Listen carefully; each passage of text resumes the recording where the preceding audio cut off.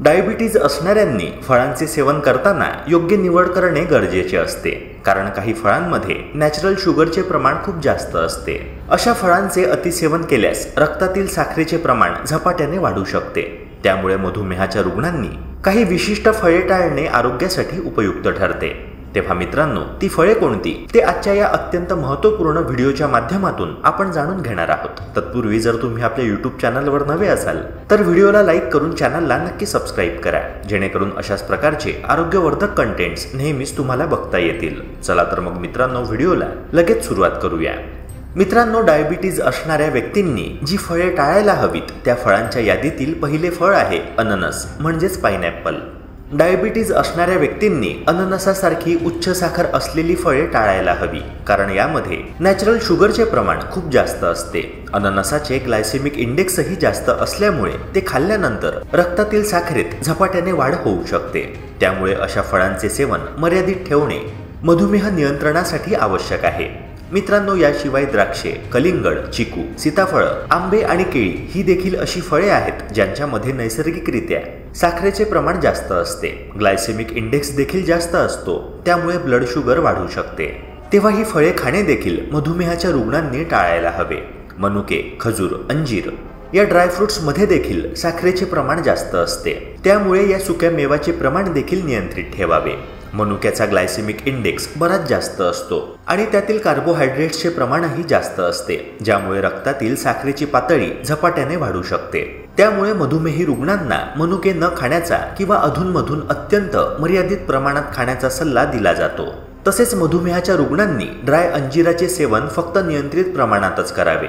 जर तुमचा मधुमेह जास्त असेल तर मग अंजिराचे सेवन अजिबात करू नका। पण मित्रांनो, हे देखील लक्षात असू द्या की काजू, बदाम, पिस्ता आणि अक्रोड यांसारखे ड्रायफ्रुट्स डायबिटीजचे पेशंट खाऊ शकतात। बदाम हे एक पौष्टिक आणि चांगला पर्याय आहे। ते प्रथिने आणि हेल्दी फॅट्सचा चांगला स्रोत आहेत, तसेच रक्तातील साखरेची पातळी नियंत्रित ठेवण्यास मदत करतात। अक्रोडमध्ये ओमेगा 3 फॅटी ॲसिड्स आणि अँटीऑक्सिडंट्स असतात, जे हृदयासाठी चांगले असतात आणि रक्तातील साखरेची पातळी नियंत्रित ठेवण्यास मदत करतात। काजूमध्ये प्रथिने, हेल्दी फॅट्स आणि जीवनसत्वे असतात, ज्यामुळे ते रक्तातील साखरेची पातळी नियंत्रित ठेवण्यास मदत करतात।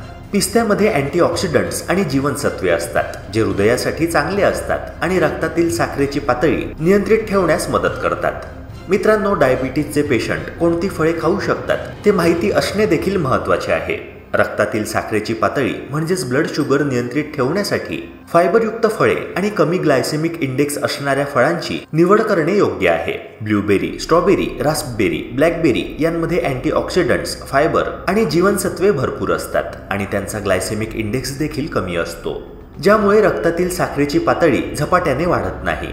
सफरचंद फायबरने समृद्ध असतात आणि त्यांचा ग्लायसेमिक इंडेक्स कमी असतो, ज्यामुळे ते मधुमेहासाठी योग्य आहेत। चेरीमध्ये साखरेचे प्रमाण कमी असल्याने आणि त्यात फायबर भरपूर असल्याने ते मधुमेहासाठी सुरक्षित आणि फायदेशीर मानले जातात। चेरीमध्ये अँथोसायनिन्स नावाचे अँटीऑक्सिडंट असते, जे रक्तातील साखरेची पातळी कमी करण्यास आणि इन्सुलिनचे उत्पादन वाढण्यास मदत करते।